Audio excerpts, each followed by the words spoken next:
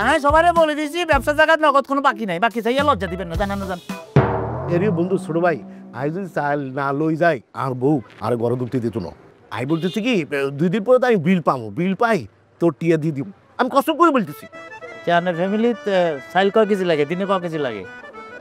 1 KG. 1 KG চাল আপনি আর আপনার বউ মিলে খাইলাম, আপনার কি রাইট করছেন কি? 1 কেজি চাল কেন করলাম দিই?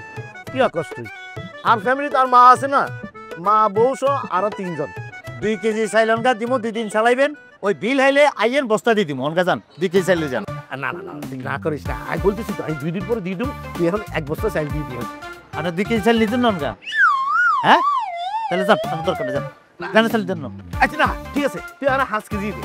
5 কেজি ন, 2 কেজি বলছিলাম না দিমু, আধা কেজি দিতাম না মিয়া, জানিয়েন তো। না না না তাহলে 2 কেজি দে। আপনার মতো কাস্টমারের আর দরকার নাই, হিসাবের আনার কল না, জানিয়েন তো। না না না ঠিক আছে 2 কেজি দে। 2 কেজি কি আধা কেজিও দিতাম না ওনকা চাইলে? তুই বাজেট করছিস না, বাজেটের গোষ্ঠী গিলে। 2 কেজি দে।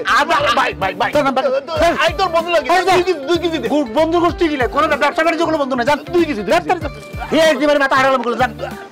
2 কেজি দে, 2 কেজি।